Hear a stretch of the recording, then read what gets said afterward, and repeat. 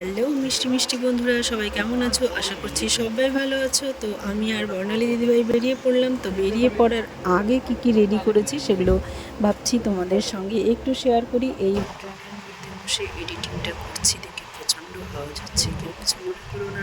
আর প্রচণ্ড গরম, প্রায় কলকাতার কাছাকাছি চলে আসছি। 2টা 2:30 নাগাদ থেকে ট্রেন থেকে নামতে হবে। তো এখানে প্রচণ্ড গরম। আর সাইডে কোনো ব্যাগ বা পিট ব্যাগ থাকলে সেটা বলেছে 5 থেকে 7 কিলোর মধ্যে। তো আমরা দুজনে মিলে একটা সাইড ব্যাগ নিয়েছি, সেটা হলো একটু বড় সাইজের। তো সেটার ভিতরে তাই 3 থেকে 4 কিলো কিছু একটা হবে। আর ছোট্ট ছোট 2-3টে পার্স নিয়ে নিয়েছি, সেগুলো আমার হাতেই রয়েছে। তো জামাকাপড়গুলো খুব একটা প্রয়োজনের বাইরে নিয়েও নিই, প্রয়োজন মতোই জামাকাপড় নিয়েছি। যে কয়েকদিন থাকবো সেভাবে হিসেব করেই নিয়েছি। জামাকাপড় প্লাস কসমেটিক্স, এগুলো তো মেয়েদের নিত্য প্রয়োজনীয় জিনিস, সবসময়ই লাগে। তো আমি সব কিছু রেডি করে নিয়ে আমি আগের দিন রাত্রে সন্ধ্যেবেলা চলে এসেছি বর্ণালী দিদিভাইয়ের বাড়ি, কারণ ভোরবেলা দুবোন বেরোবো। আর বর্ণালী দিদিভাইয়ের বর মানে জামাই কর্তামশাই আমাদের দুজনকে স্টেশনে নিয়ে ট্রেনে তুলে দেবে, সেভাবে আমি বর্ণালী দিদিভাইয়ের বাড়ি চলে এসেছি আগের দিন।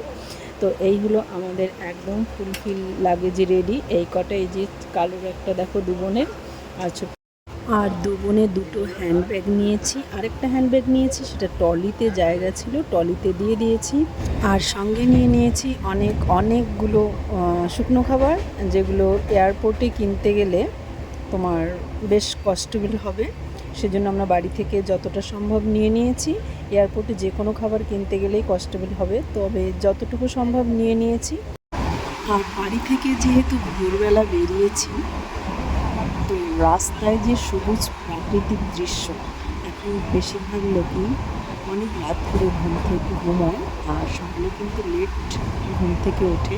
তাই সকালের যে মনোরম সবুজ প্রাকৃতিক দৃশ্য আমরা অনেকেই উপভোগ করতে পারি না।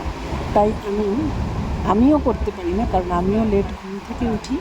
তো আমি দেখে লোভ সামলাতে পারলাম না, তাই ভাবলাম আমি নিজেও যেহেতু দেখছি, তো তোমাদেরকেও একটু দেখার সুযোগ করে দিই।